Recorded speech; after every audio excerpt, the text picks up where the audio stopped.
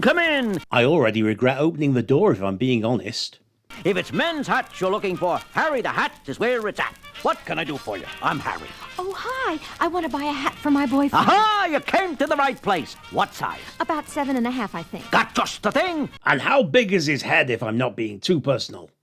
Look at this beauty. Bright and snappy, make you both happy. Well, Peter is on the conservative side. I think this is a little too far out for Not him. another word. I know just what you want. Just take a look at this magnificent display over here. Yeah, I was expecting you to show me more hats. Very few people freeze-dry their own turds and show them off like that.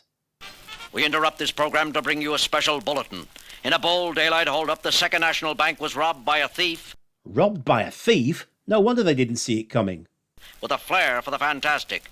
Dressed like Robin Hood, the bandit got away with $1 million in less than 20 minutes.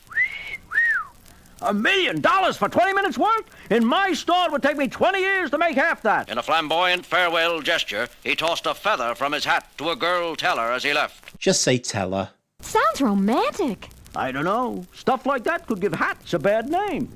Meanwhile, at police headquarters. Are you the narrator or another customer who just fantasizes about being a narrator?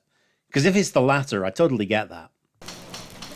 Everybody wants in on showbiz. First, it's that clown running around dressed up like Paul Revere. Yeah, only Paul Revere was too busy holding on to his horse to be holding on to the loot from 3 banks. And then that fugitive from the Three Musketeers calling himself D'Artagnan, ripping off $1 million Rembrandt at the museum. Those guys who robbed the Louvre proved conclusively you don't have to put that much effort in. The commissioner's been on my back ever since. And now, Robin Hood, like out of an old Errol Flynn movie. Yeah, with all these dinglings running loose, all I need is for that creep Spider-Man to pull one of his capers, and I'll be climbing the walls for sure. I think climbing the walls is pretty much Spider-Man's bailiwick. You may be looking at a lawsuit. Hi, Captain. What's with Spider-Man? Trouble again? Oh, it's you, Parker, the little man with the big ears. How'd you get away from your babysitter? Only doing my job, Captain. Anything new in the Robin Hood heist? Not a thing. No fingerprints, no weapon, no nothing. Just this feather. Might as well get a picture of it. Anything to keep old Jameson quiet. Yeah, a photograph of a feather sounds like page 1 stuff to me. A feather from a Robin Hood hat, a fancy Three Musketeer hat, and the Paul Revere Yankee Doodle bit. Looks to me like the work of one man, a sort of Mad Hatter of Manhattan. I mean, they weren't naked apart from the hat, Peter. Why focus on the headgear? Any theories, Captain? We're working on it, Sonny. We're working on it. Now, why don't you pick up your hat and your marbles and run along like a good little boy? I got work to do. Okay. Don't go away mad. He's not going away, Peter. You are. That couldn't have been made more clear. Also, when have I ever seen you in a hat? Hey, Mulligan! I want a 24-hour guard put on the Queen Britannia when she docks on Friday. She's carrying the Caldorian crown jewels worth $15 million, and ain't nobody gonna get near that ship or we'll all go back to pounding pavements. Isn't this the plot of The Fickle Fly? Am I listening to the right record? 15 million. Just the kind of bait a brilliant kook like this Mad Hatter would go for. Captain, you're gonna get some help from Spider-Man whether you like it or not. It is 12 o'clock noon on Friday, 3 days later. And if you're interested, yes, I did buy a hat at that guy's shop. Also a freeze-dried turd. I consider myself an aficionado. The Queen Britannia has arrived safely at the dock. Okay, Mulligan, got your men stationed? Yes, sir, Captain. 24 of New York's finest. It would take a whole army to get by us. And with me on the job personally, this is one time I don't have to worry about any... English wise guys finishing my sentences for me. Uh-oh. Now what? The jewels! He's got the jewels! Stop him! Stop him! Captain, look. Do you see what I see? Probably not. I did consume a bag of psychedelic mushrooms before coming out on duty tonight. Where? Way up there, on the prow of the ship. It's a pirate. It's Captain Kidd. Oh, no, here we go again. Thanks for the reception committee, gentlemen. Just like the old days on the Spanish Main. But don't worry about the jewels. Captain Kidd will take very good care of them. You fool, you can't get away with this. Was Captain Kidd famous for his hat? Also, if I'm asked to name any famous historical pirates, I'll probably come up with Blackbeard and that's it.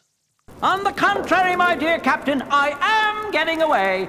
15 men on a dead man's chest. Yo-ho-ho, and a bottle of rum. Look at that! He took a running start, and he's swinging on that rope, and now... He's mooning us. Double cheeked up on a Thursday evening. Impressive. I don't believe it! He's practically flying! It's impossible. I know it's impossible, but he's doing it. All the way from the ship to that warehouse roof. I hope you appreciate the trouble I'm putting in describing this for you, Captain. What with you still being ripped to the tits on mushrooms. He's getting away! He's disappeared! Adios, amigos. The biggest and boldest robbery in the history of New York, and a one-man job at that. Now to get back to the... Congratulations, old boy. Huh? Who is that? It better be someone about to compliment me on my hat. Spider-Man, what are you doing here? Hate to spoil the fun, chum, but enough is enough, and you're too much. Now, take it easy, Spider-Man, take it easy. Maybe we can make a deal. We've got a lot in common, you and I. No deal, Harry.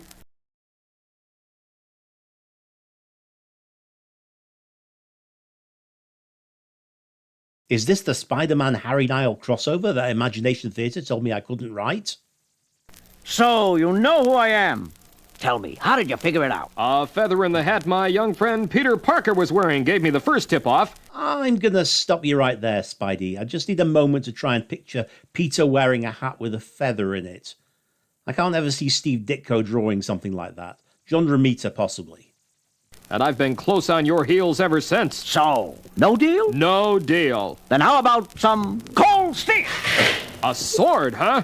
Harry the Hat, the Mad Hatter of Manhattan, a swashbuckling romantic to the last. And perhaps if I hadn't spent the time pointing that out, you wouldn't have been able to slice through my duodenum.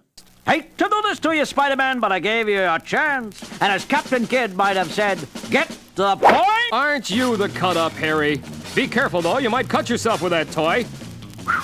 That was a close shave, as the man said to the barber. I miss thought bubbles in comics.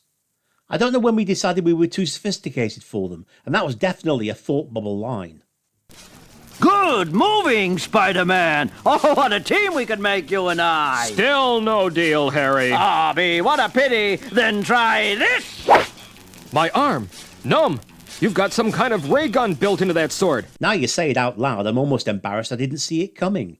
He's a milliner who's also a master criminal with access to futuristic technology. It's the oldest trope in the book. Took me by surprise. And this. Now my leg. It seems I underestimated you.